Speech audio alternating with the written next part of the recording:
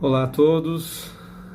Com algum pesar, né? A gente poderia estar muito feliz de pensar no final de ano, num ano que poderia ter sido maravilhoso, pesar por ano de 2020 não ter sido o ano maravilhoso que poderia ter sido, né?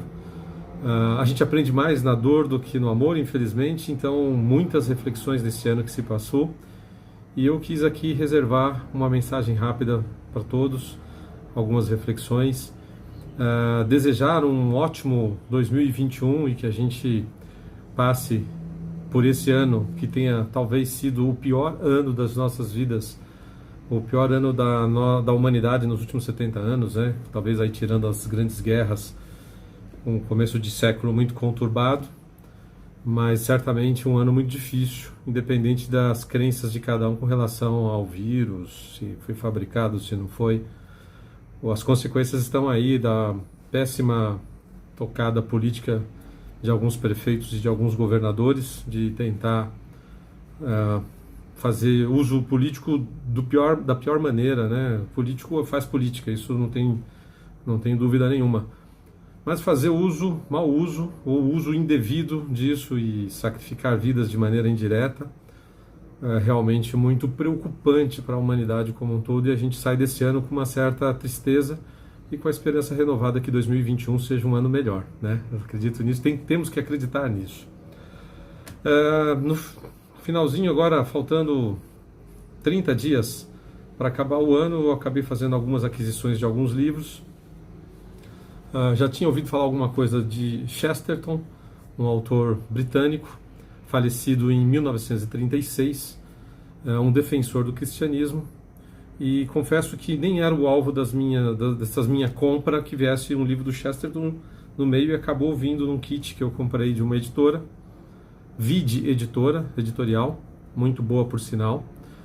E numa época em que o cristianismo está sendo tão atacado, uma leitura como essa realmente de encher os olhos, né? O Homem Eterno de Chesterton. Eu vou colocar um pouquinho mais próximo aqui para você ver como é que se escreve. Sinceramente, avassalador. O homem é uma fera nos seus argumentos, na sua prosa, na sua escrita, um poder de síntese quando interessa. Ele tem um poder de síntese incrível, sabe também definir uma questão e dando algumas voltas quando ele acredita que é necessário fazê-lo assim.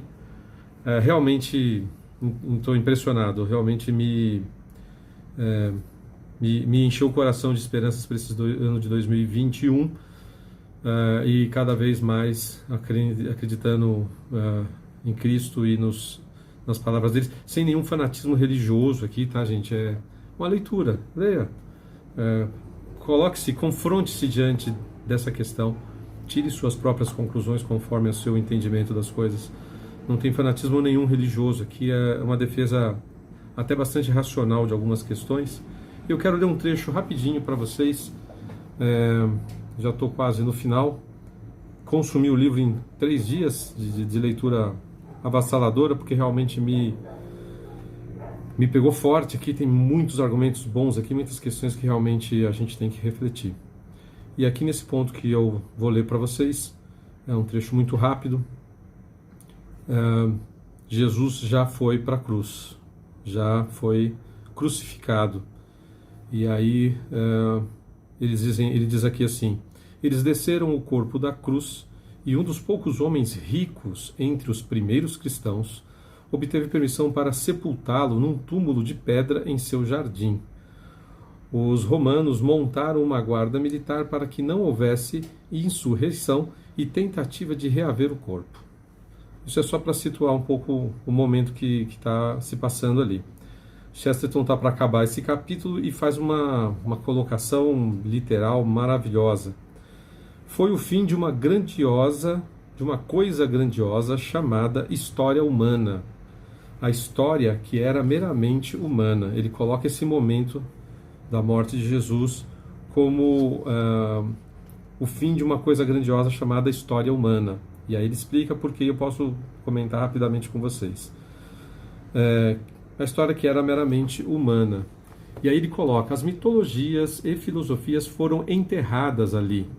Ele considera, se você ler o livro, tiver a oportunidade de ler o livro, você vai ver, e ele pontua por que ele define isso. Ele define uma separação entre as mitologias, fala um pouco sobre religião comparada, né? Defendendo o cristianismo, é óbvio, isso aí não tem que esconder, e dizendo que as filosofias foram enterradas ali. Para mim, basicamente o que ele está dizendo é que o cristianismo é uma nova filosofia, além de ser uma religião, né? A defesa das ideias de Cristo, e por isso ele coloca isso demarca como um momento ali de ruptura, né?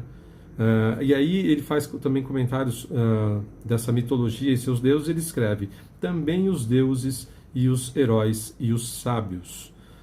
Para utilizar a grande expressão romana, eles viveram, mas como só podiam viver, também só podiam morrer, e agora estavam mortos, dizendo que Jesus Cristo já não é o caso, porque como ele não se enquadra nessa questão, ele é imortal.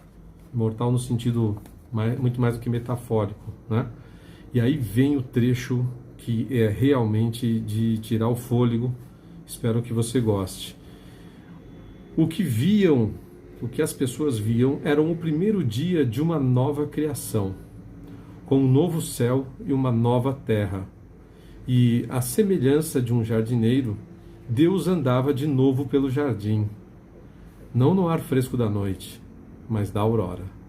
E aí ele encerra esse capítulo com uma maestria tremenda, definindo de maneira grandiosa o que foi esse momento. Quero apenas dividir com você essa experiência realmente avassaladora. Leia Chesterton, gostando ou não gostando, questione-se, tenha capacidade de discernir sobre as coisas. E para isso você tem que ler muitas coisas diferentes. Confesso que por muitos anos fui bombardeado por leituras em jornais, revistas, em livros, de uma insistência muito grande de denegrir, de diminuir e até de dar um fim na história de Deus e do cristianismo. Isso só foi alimentando cada vez mais em mim a curiosidade de entender por que essa perseguição. Quando eu vejo quem são os homens e as ideologias que estão perseguindo a maior ideia de todos os tempos, para mim, o maior acontecimento de todos os tempos, que é Jesus Cristo, de fato, quando você olha para quem está perseguindo o cristianismo, realmente é no mínimo de você ficar desconfiado e dizer assim, tem alguma coisa aí. E na minha opinião, o cristianismo só vai sair mais forte dessa história toda. Que você tenha um ano de 2021 excelente, que seja infinitamente melhor do que 2020, mesmo com todas as prerrogativas que 2020 traz. Tenho certeza que alguma coisa boa deve ter acontecido em 2020, principalmente os aprendizados, e que a gente possa crescer, se desenvolver e levar uma vida melhor daqui para frente. Eu tenho muito cuidado para usar a palavra humanista, porque os humanistas têm cometido crimes, se dizem humanistas, né, se utilizam desse termo, e como o comunismo, por exemplo, se diz humanista, é uma piada, né, e acaba matando tanta gente como matou durante todo esse tempo de história.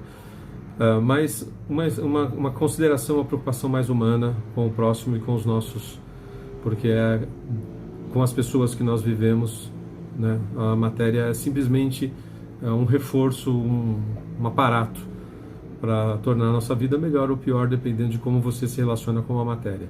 Sem conotação religiosa, pelo amor de Deus. É fato, é coisa física. A relação humana, ela depende do outro, ela não depende da matéria. Matéria, quando eu digo aqui, das coisas materiais criadas pelo homem, não da natureza. Mas não vamos ficar filosofando, eu só quero que você tenha um ano de 2021 melhor. Fica com Deus e até mais.